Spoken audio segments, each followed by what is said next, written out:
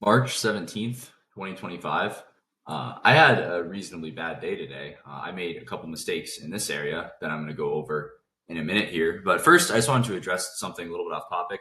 I got a comment last week about just being hateful about me being a giant fraud or this and this and that and whatever. And I just wanted to address, whatever people's opinions are of me. I'm not Brad. I'm not nearly as good at trading as Brad is. Whoever you are listening to this, you're closer to me than I am to Brad. I promise you. Like Brad's been trading for 12 or 13 years. I've only been trading 5 or 6 years.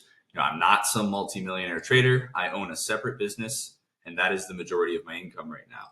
I do always end up green at the end of the, whatever longer term. I do always end up green, but I certainly don't make money every day, and I'm certainly not, I shouldn't be put in the same category as Brad or any of those really really good traders who make a lot of money. So I just wanted to address that. Just I've said it before, but new people watching the channel all the time, so I just wanted to be very very upfront about that. This is I will be there one day. you know I'm going to do this until I figure it out fully and I'm able to fully do this for a living. I don't really care how long it takes. I think I'm reasonably close, but either way, again, like I am not like those guys. I'm not nearly as smart as them. You should watch their videos instead of mine for sure. With that being said, let me switch to the current contract.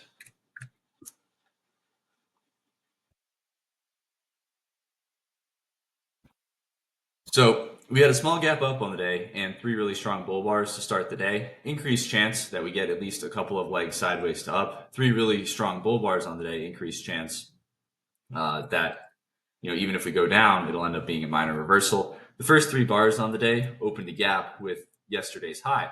And when you have a potential for a bull trend day, the first sign is usually open gaps. So I paid attention to this gap. It obviously did end up closing, but had we succeeded with any of these rallies, it would have been a little bit better for the bulls since this gap was open.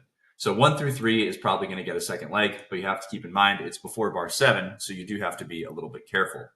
Bar 4, a big bear bar closing near its low. 4 is probably going to get a second leg, but it doesn't mean, this was the second leg, 6 and 7. So you have to keep in mind when I say 4 should get a second leg, I don't mean that we should collapse down and then get a bunch of legs down. I mean, we should get a second leg sideways down like we did on 6 and 7.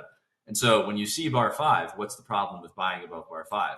The problem is that bar 4 is probably going to need a second leg. And so we're probably going to have to get at least one tick below the bar 5 low. It's the same issue with selling below 4. 1 through 3 is going to need a second leg. So we're probably going to have to get at least one tick above the bar 4 high. So the same way it's difficult to short here, it's difficult to buy up here unless you have a really wide stop and are willing to scale in. 6 and 7 consecutive bear bars back below the bar 5 low, probably buyers below because 5 is so big. You would expect that we should get back to at least the bar 5 close. 8 and 9, this is 1 pullback, 2 pullback, 3, and it's starting to go very sideways here, so it's a little bit difficult. 8 and 9 might get a second leg, but it could also be a third leg up. So if you're getting another leg from 8 and 9, it's probably leg 4, and so that's a little bit difficult to be betting on leg 4. 12, a big outside down bear bar, disappointing follow through on 13. Some of the bears buy back their shorts, and we get an outside up bar on 14. Yes, it's maybe a wedge of some sort, but it's a really big bar with really big risk in the middle of a tight trading range. Not really very good to be buying above 14. If you do buy above 14, you probably want to see 15 look something like bar 9, cover a lot of distance and be a really strong breakout. And instead, you get kind of a disappointing bar. A lot of overlap with 14, and it only closes a little bit above the high, so not really that great. 16, 17, and 18, three straight bear bars. What's the issue with selling down here? It could be leg 3. I think 3 legs up to bar 9, and then 1, pullback 2, pullback 3. So I think this could be leg 3. I did sell above 18, and this was a trade I actually managed pretty well. I sold above 18, and I was hoping 19 was going to be a bear bar closing near its low, so I could hold trying to get maybe to the open of the day or the 1 low. If I was lucky, the 81 close. Instead, 19 was disappointing. We had a large tail on the bottom. So I exited most of my trade below 19 and exited the rest above 20 for a small profit. But for these types of trades, I think it's okay to hold on to a small piece in case it starts to go. And then if it doesn't, then you just get out. If I'm trading in leg 3 like I was here, that's probably the correct way to manage it. 20, 21, 22. I thought this was leg one, so I bought the close and I bought more at the bar 20 low with an 150% stop. So my stop was here. My stop was here. I always trade with an 150% stop, almost always. I didn't in one, and that was one of the mistakes I made in a second here.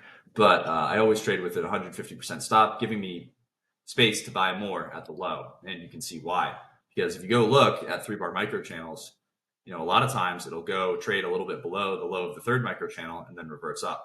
So within a couple of bars, that's a specific setup that I need to study more. Something like 28 or like 75 from the other day. But I think these are really strong setups, and I'm going to be spending more time studying them.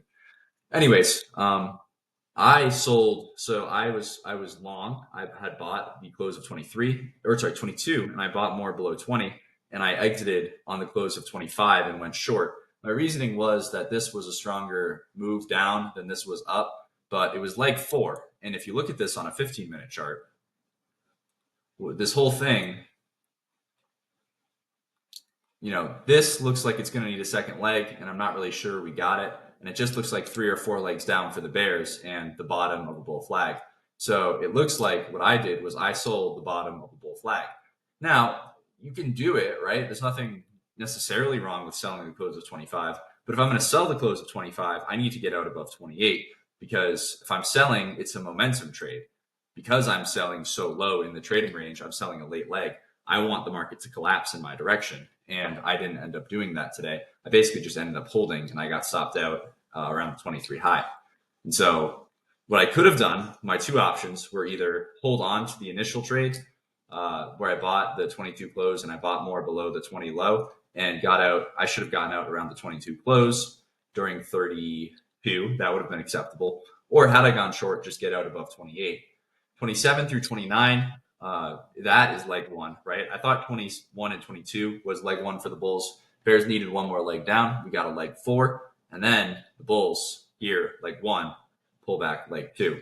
So I thought it was reasonable to buy the close of 29. You could buy more below 30, 50%, 75% pullback, whatever, and expect the second leg up into this area at the very least. Since the Bulls who bought up here did a reasonable thing and they should get out. I also thought we might have to get back up into this area and potentially even above the 6 high, since there's some time frame where this is a bull bar closing near high, and 5 and 6 is a decent looking rally. So I'd imagine that we would get back up into this area since it's trading range behavior. 33, 34, and 35, 3 straight bear bars.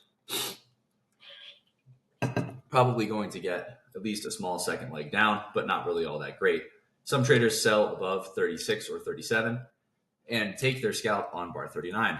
Now, we are forming a triangle, right? So you could buy above bar 40 or buy the close of bar 41, either one. It's a little bit risky to be taking this just because, by risky, I just mean the probability isn't great. That's what I mean by risky. So the probability isn't all that great on the close of 40 that we're going to get a giant bull trend. But if you bought the close of 40 and you held through all of this, then you're doing the right thing. If you bought the close of 40 and you scalped out on the close of 44 without scaling in, well, you probably got some work to do. 47, 48, 49, I bought the close of 49. And this is another area where my management could be better. I ended up getting out during bar 55, somewhere, I think around the midpoint, a little bit above the midpoint of bar 55. But this is, a buy the close situation. And so I'm trying to do better about working on, hey, I'm selling a leg 4 in a trading range. What are my expectations here? Versus, I'm buying a leg 1 in a trading range. What are my expectations? Because they're two completely different things. If I'm buying the close of leg 1, I'm willing to scale in, and I'm pretty ready to die on the hill that it's leg 1. If I'm selling leg 4, I should not be willing to die on the hill of this is a big bear breakout, because it very well, I know it's leg 4, and I know that it could go against me, and I could take a large loss. Here, this is a buy the close trade. It's a breakout trade, right? I mean, it's all breakout trades. But if I'm buying the close of 49, I'm expecting us to go up decently quick. It's a momentum trade. I know that if we pull back here, this could be leg 3. And so if I'm buying the close of 49, I want good follow through. I'm going to manage this trade expecting it to be a small pullback bull trend. So if I'm taking buy the close trades, in what I think is a trend, then I manage it like it's a small pullback bull trend. If I'm taking a theoretical buy to close trade like 29 in what's probably a trading range, then I'm willing to scale into the trade, especially if it's like 1. This is what I should be doing. Again, I'm not perfect at this, but I'm going over these things because this is how I want to manage my trades. And this is how I think what I believe is the profitable way to manage these types of trades. So you can buy the close 49 and you thinking to yourself, well, I bought 49, but I didn't buy a big enough position size. Well, this is where, if you're managing it like a small pullback bull trend, then you can just get out below a bear bar that needs a second leg. So you could buy more, the close of 50, 51, 52, 53. You can keep buying bull closes as long as we're going higher and get out below a bear bar that needs a second leg, maybe 66, 68, something along those lines. Any of those bars, it's okay to exit, but there's not really any good reason to exit the trade anywhere in here until over here. Versus over here, you buy more below the bear bars, right? So a lot of it is context dependent and it takes a lot of work. It's still going to take a lot of work to get really good at, but it's something to keep in mind. We had a small sell-off, 66 through 68. We're probably going to get at least another leg sideways to down. Probably going to get at least another leg sideways to down. This is also a 3-bar micro channel. You could have bought the close of this. I had bought, I exited, and I was still down on the day, so I just decided to call it a day. But I do expect that, just look at a 15-minute chart. Are we going to go straight down from here? Probably not. So I think that if we pull back, we might pull back somewhere down here, maybe 5,700, and then expect some sort of second leg sideways to up. We might have to test the apex of the triangle, which is also, a little bit above 5,700, but in that general area, and then get a second leg up. As far as the daily chart,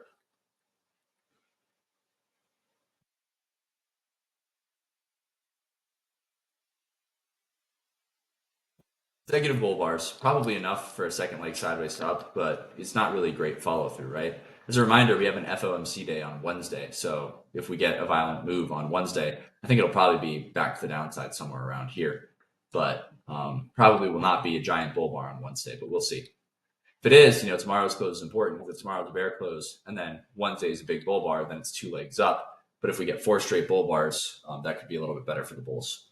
The weekly chart, the bulls are trying to prevent a 5th straight bear close. So we have 4 straight bear closes on the weekly chart. And the bears are trying to prevent a 5th one. So the bulls, they want to close the gap with the 224 low and are hoping that we're going to rally. We might rally. I still think we're going to go touch this close. This is probably where the bottom of the trading range is. It could be here, though. I would not be surprised if it was here. And again, like I said, the waterfall, just keeps going down. Because if it's not here, and it does end up being here, well, then we're definitely going to 5,000. So we could be forming a big trading range between 5,000 and 6,000. But I think the bears have a lot more to prove. I still think the trading range is probably here at this close. All right, that's going to be